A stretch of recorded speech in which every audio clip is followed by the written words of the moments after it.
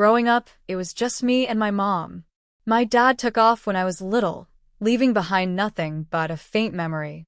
Mom worked tirelessly, balancing multiple jobs to keep a roof over our heads and make sure I had a shot at a better future. Thanks to her sacrifices, I earned a scholarship that paid my way through college. I majored in business management, fueled by a mix of determination and the fear of being stuck in the financial struggles we faced when I was a kid. After graduation, I packed my bags and moved to the city, ready to chase my dreams. The beginning was rough. I lived in a tiny apartment and relied on instant noodles more often than I'd like to admit. But I managed to secure an entry-level job at a big company. Through sheer determination and hard work, I climbed the ranks. A few years later, I wasn't just part of the team, I was running my own department. It wasn't just a job, it was my pride, and I made sure everyone on my team felt valued. Respect is key. I'd say during training sessions for new hires. Take ownership of your work, and you'll find yourself leading before you know it. My team was like family. When I was promoted to department head, we celebrated at a local bar, a laid-back spot with cold drinks and good vibes. To Erica, the boss lady, Marco, one of my closest colleagues, toasted with a wide grin.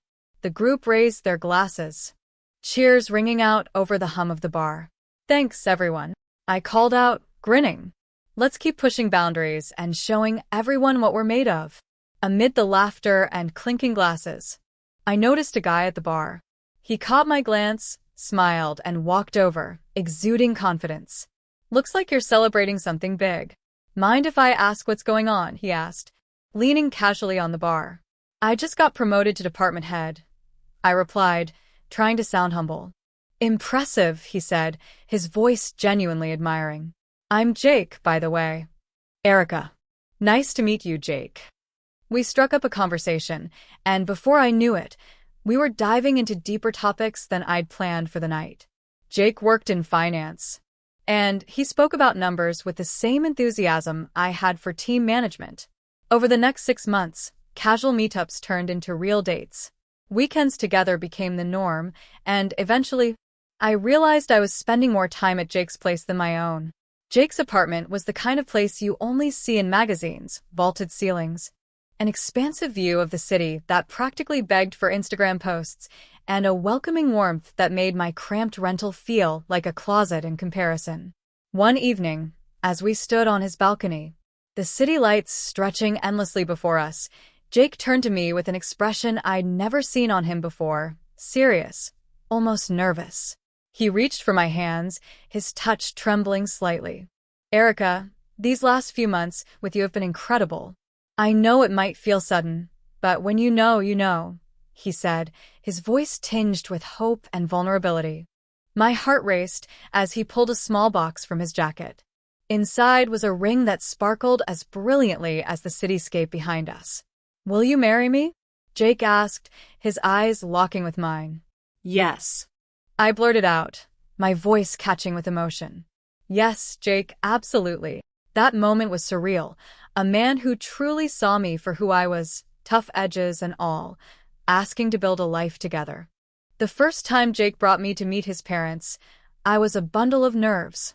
As we drove up the long, winding driveway to a mansion that could easily double as a historical landmark, I felt completely out of my depth. When we stepped out of the car, the reality hit me. Jake's family wasn't just well off. They were the kind of wealthy that made even the air feel expensive. The house was a towering brick estate draped in ivy, with carved gargoyles glaring down from the roof. Jake gave my hand a reassuring squeeze as we approached the massive oak doors. You'll do great. Erica, he said, though he sounded like he was convincing himself just as much as me. The doors opened to reveal Mr. and Mrs. Hargrove. His suit could have funded my rent for months, and her dress looked like it had walked straight off a runway. Behind them stretched a grand foyer lit by a chandelier that seemed to sparkle like starlight. Portraits of stern ancestors lined the walls, their titles, Sir and Lady, engraved on ornate plaques. Erica, it's a pleasure to meet you at last, Mr. Hargrove said, his tone polite but icy. I'm Charles, and this is Eleanor. Mrs. Hargrove's smile was small and sharp, like the edge of a blade. "It's lovely to meet you both," I replied, hoping my nerves didn't show. As we moved into the formal dining room, Jake leaned in to whisper tips about the maze of utensils in front of me. His hurried explanations blurred together as my anxiety took over. Dinner was as formal as the house, each dish served with precision and a side of judgment. At one point, Mr. Hargrove gestured to a portrait of a bearded man hanging prominently on the wall. "That's Sir Reginald Hargrove, our esteemed ancestor. He established the Hargrove name here in the 1800s, he said with pride." "Wow, that's fascinating," I said, trying to sound genuinely impressed while navigating the unfamiliar etiquette. Reaching for what I thought was the correct fork, I realized too late that I'd chosen wrong. The weighty silence that followed was deafening. Jake gave me a subtle, apologetic glance, but before he could help, Mrs. Hargrove spoke. "Perhaps things are done differently where you come from, dear," she said, her words cutting through the air like a knife. Flustered, I muttered, "I'm still learning." "Sorry about that," as my cheeks burned under the weight of her disapproving gaze.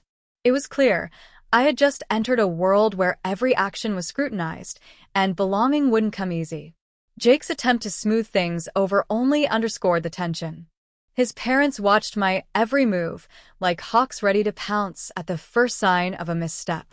Each bite of dessert felt like a performance, their judgment heavy in the air. I fumbled with the dessert spoon, catching Mrs. Hargrove's barely concealed smirk as though she'd scored some kind of victory. After the grueling dinner, we moved to the Hargroves' grand living room, a space so ornate it felt like stepping into a royal court. The thick rugs, gilded frames, and towering bookshelves seemed designed to intimidate. I perched awkwardly on a stiff, ornate chair, feeling like I didn't belong. Mrs. Hargrove settled into a settee, her every movement precise and deliberate. She leaned forward, fixing me with a pointed stare. "Erica, dear," she began, her tone sweet but laced with condescension. "Tell us about your family. Your upbringing must have been quite different from Jacob's." Her words hung in the air, and I felt Jake shift uncomfortably beside me. My throat tightened, but I forced myself to answer. "It was just me and my mom growing up. My dad left when I was young, and I don't remember much about him. My mom raised me on her own, she's a nurse."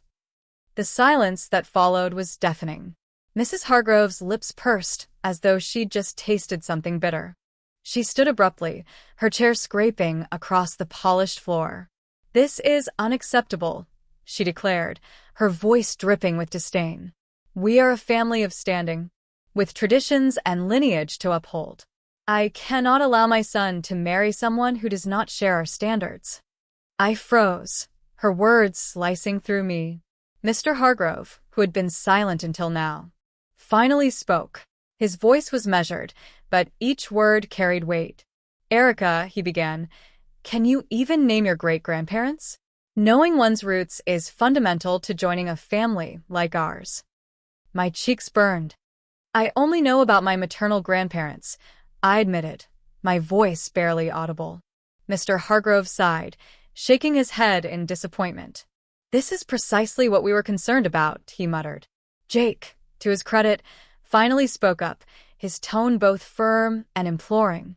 "Mom, Dad, Erica is the most genuine, hardworking person I've ever met. She loves me, and that should be enough for you." Mrs. Hargrove's eyes narrowed, her tone icy. "Love is not enough, Jacob. Respect for tradition, for family legacy, is what matters. If Erica is to join this family, she must learn our ways. She needs to understand and respect where she comes from, even if it is unremarkable." Her words landed like a punch to the gut. I glanced at Jake, his eyes pleading with me to go along with it. Reluctantly, I nodded, swallowing my pride as I agreed to their terms. I told myself it was for Jake, for us. But deep down, a spark of resentment began to flicker. "Are you sure you're okay, sweetheart?" Mom's voice softened with motherly concern. "You sound worn out."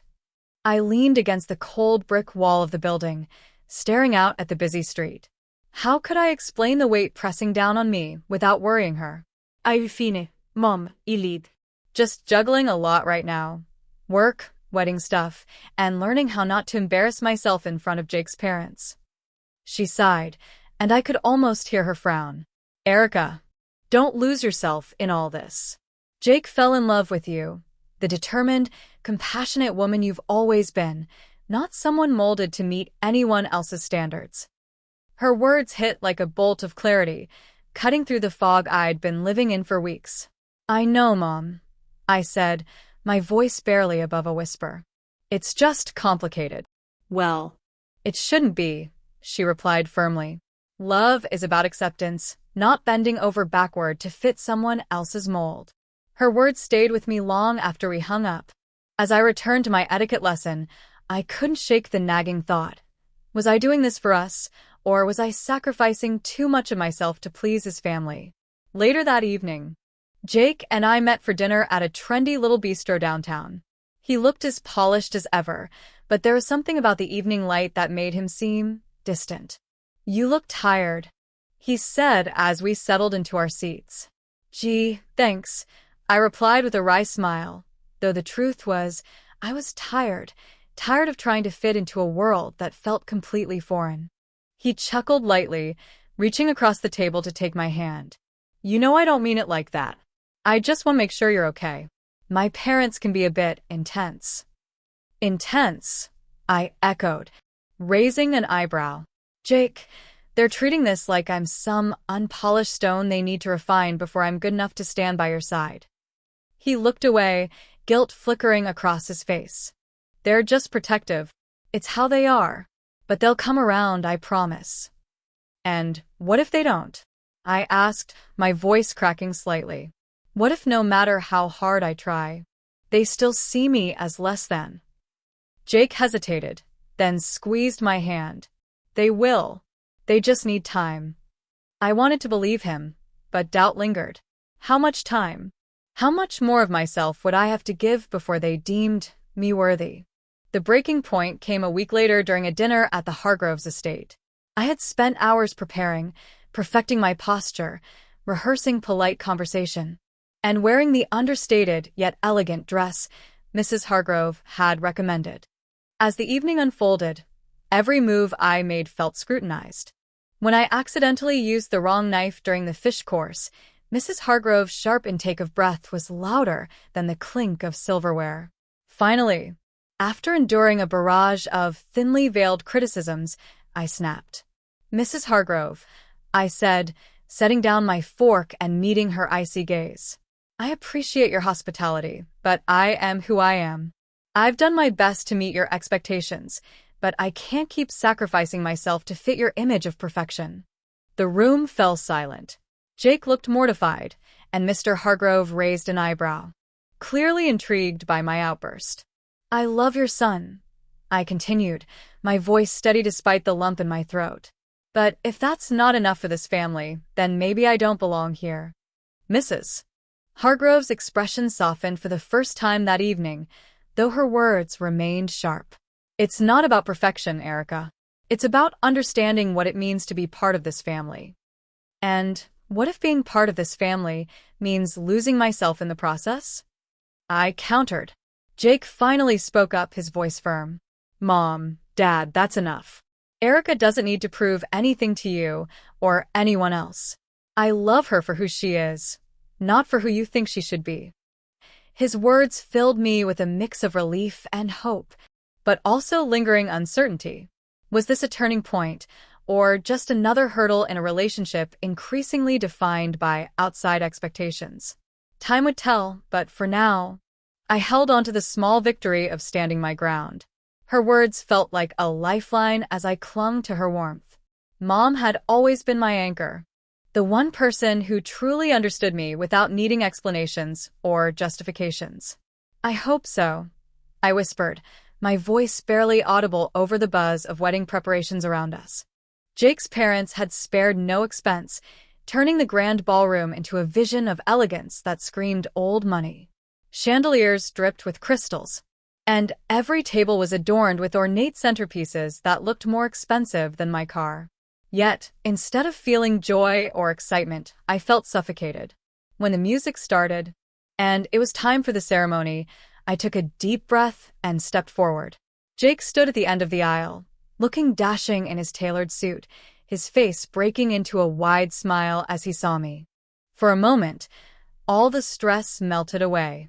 This was why I had endured everything, to build a life with the man I loved. The ceremony went smoothly, filled with vows we'd carefully written ourselves. For a brief window, it felt like just the two of us in the world, promising forever. But the reception was a different story. As I mingled with guests, I couldn't help but notice Mrs. Hargrove's scrutinizing gaze following me. Every move I made seemed to be under her microscope, how I held my champagne glass, the way I stood, even the tone of my laugh. "You did well during the ceremony," she said coolly when I approached her. "But remember, Erica, the real test starts now. Being a Hargrove isn't just about love, it's about maintaining the legacy." Her words stung, but I forced a smile. "I'll do my best, Mrs. Hargrove." "Your best?" she repeated, raising an eyebrow. "We'll see if that's enough." I wanted to scream, to tell her that I wasn't marrying her or her legacy. I was marrying Jake.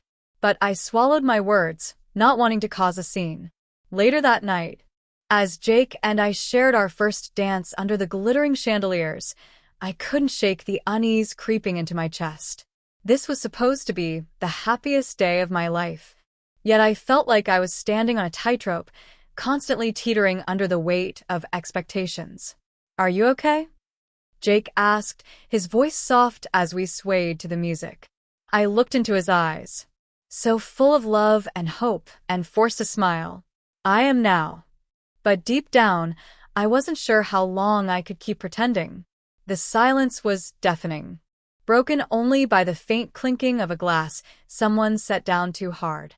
Mrs. Hargrove's expression hardened, her lips curling into a frosty smile as if she relished the chance to assert her dominance publicly. "Your wedding," she repeated, her voice icy and calculated. "Let me remind you, Erica, this entire event was planned and paid for by us. You didn't even know how to hold the proper fork before we took you under our wing. Everything you have now, you owe to this family." The sting of her words was immediate, but I refused to let them take root. My hands clenched tightly around the fabric of my dress as I straightened my back, forcing myself to meet her cold gaze. "With all due respect, Mrs. Hargrove," I began, my voice steady despite the fire building inside me. "I owe everything to my mother, who raised me to stand tall no matter who tries to belittle me.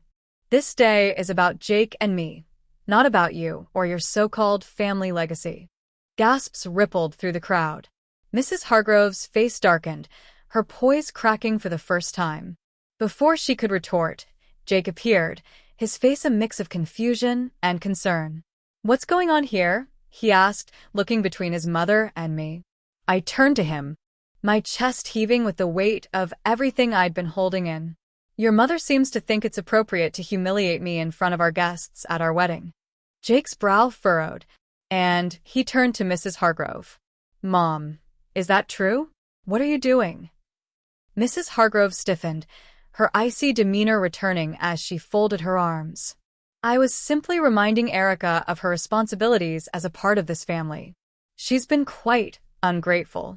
Jake looked at her, his jaw tightening. "This isn't her responsibility. It's her wedding day.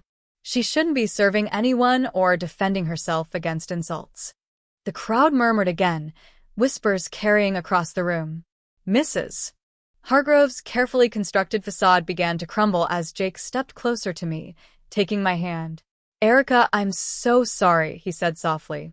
The tension in the room was palpable, but I felt a wave of relief wash over me. Finally, Jake had chosen to stand by me. Mrs. Hargrove, however, wasn't done. "Jacob, you're making a mistake. You're letting this girl drag you down. She doesn't belong here." Jake's voice was firm, louder than I'd ever heard it. "Enough, Mom. Erica belongs here because I love her. And if you can't respect that, then maybe it's you who doesn't belong here." The room went silent, once more as the weight of his words settled over the guests. Mrs. Hargrove's face reddened, but she said nothing. She grabbed Mr. Hargrove's arm and stormed out of the room, her heels clicking sharply against the marble floor. As the doors swung shut behind them, the crowd hesitated, unsure of how to proceed. Jake turned to me, his eyes full of regret. "Erica, I'm sorry for everything. I should have stood up to them sooner." I nodded, tears threatening to spill over. "I just want us to have a life where we don't have to prove ourselves to anyone but each other." He squeezed my hand, a small smile tugging at his lips. "We will, starting now." The music resumed, and slowly, the guests returned to their seats, the tension dissipating. Jake and I shared our first dance, his arms wrapped protectively around me as if shielding me from the chaos of the evening. For the first time that day, I felt a glimmer of hope. Maybe this wouldn't be easy, but if Jake and I could face this together, then perhaps we could weather anything. "Mrs. Hargrove's icy, what are you doing?" I whispered, both mortified and awestruck. She didn't waver, her voice ringing out with quiet authority. "You see," she continued, addressing the audience, "this illusion of grandeur, this facade of superiority, is built on nothing more than a desperate need to feel important. But true worth is measured not by lineage or wealth but by character, kindness, and the way we treat those around us." Jake, visibly panicking, staggered forward. "This isn't the time or place for this, Mrs. Jameson." Mom fixed him with a glare so fierce it could have melted ice. "The time and place? Jake, you just told my daughter she should be grateful you chose her. You've made it painfully clear that you and your family see her as nothing more than a prop to fit your narrative of perfection." Jake stammered, but Mom turned her attention back to the crowd. "My daughter is strong, intelligent, and compassionate. She deserves love, respect, and equality, not to be treated like some outsider who should prove her worth." Applause erupted from a few tables, growing louder as more guests joined in. Even some of the Hargroves' friends clapped hesitantly, clearly enjoying the spectacle. Mrs. Hargrove, her face pale, rose from her chair, trembling with indignation. "How dare you speak to us like this? You're nothing more than—" "Enough," I interrupted, standing tall despite the quiver in my knees. My voice wavered, but carried. "This stops here. I will not marry into a family that belittles me or forces me to become someone I'm not." The room fell silent, all eyes on me. "Jake," I said, turning to him, "I loved you. I believed we were equals. But you've shown me today, and so many times before, that you'll never see me as anything but a means to an end. I deserve more." Jake opened his mouth to protest, but I held up a hand to stop him. "No, Jake. You can keep your mansion, your family's approval, and your cold champagne. I'm walking away from this." The murmurs started again, louder this time, but I didn't care. I turned to my mom, who was beaming with pride. "You ready to go?" she asked, holding out her hand. I nodded, taking it without hesitation. As we made our way toward the exit, the crowd parted like the Red Sea, whispers and stares following us. Outside, the cool evening air hit my face, and I let out a deep breath I didn't realize I'd been holding. "I'm proud of you, honey," Mom said, squeezing my hand. "You're going to be okay." I nodded, tears streaming down my face, but they weren't tears of sadness. They were tears of relief, of freedom. The wedding I thought I wanted was over, but as I looked up at the stars, I realized something. This was a beginning, not an ending. I didn't need the Hargroves' approval or Jake's lukewarm love to define my worth. I was finally free to find my own path, and, for the first time in a long time, I felt truly at peace. Jake's grip on my arm tightened, his words slicing through me like a cold blade. For a moment, the room seemed to blur, the murmurs of the guests fading into the background. Then, like a spark igniting a flame, something deep inside me snapped. I yanked my arm free from his grasp, my voice ringing out clear and resolute. "Teach me, Jake. The only thing you've taught me today is exactly how little you respect me. And let me be crystal clear, I will never, ever, be the obedient little wife you want to mold me into. The room fell silent once more, the tension palpable as everyone watched. Jake's face twisted into an ugly scowl, but I didn't back down. This wedding is over, I declared. Loud enough for every guest to hear. Gasps rippled through the crowd, but I didn't care. I turned to Mrs. Hargrove, whose mouth hung open in shock, and then to Mr. Hargrove, who looked ready to melt into the floor. You both built your lives on lies and arrogance, and you thought you could dictate mine. Well, not anymore. I'm done with this charade. My mom stepped up beside me, her presence a fortress of strength. She placed a hand on my shoulder, her voice filled with pride. You've got nothing to prove to them, Erica. You've shown your worth through your integrity, your kindness, and your strength. That's what matters. Jake's voice cut through the moment, trembling with rage. You can't walk away from me, Erica. We're supposed to be married today. I met his gaze, unflinching. No, Jaque. You've shown me exactly why we shouldn't be. You don't deserve me. With that, I turned and walked away, my mom at my side. The murmurs grew louder behind me, but I didn't stop. I could feel the weight lifting from my shoulders with each step, the oppressive air of the Hargroves' world falling away. As we stepped outside, the cool breeze hit my face, refreshing and invigorating. I looked up at the sky, the sun breaking through the clouds, and felt something I hadn't felt in a long time: freedom. My mom squeezed my hand. I'm so proud of you, sweetheart. I smiled, tears welling up in my eyes, but this time, they weren't tears of sadness. Thank you, Mom, for everything. And as we walked away from the grand mansion and its suffocating walls, I realized this wasn't the end. It was a new beginning, one where I could finally be true to myself. I smiled, taking the coffee gratefully. Thanks, Marco. It feels good to be back. I miss this place more than I thought I would. He grinned. Well, we missed you too. And for what it's worth, you showed serious strength walking away from that circus. Not everyone could do that. Hearing those words of affirmation lifted my spirits. It reminded me that I wasn't defined by what had happened, but by how I chose to move forward.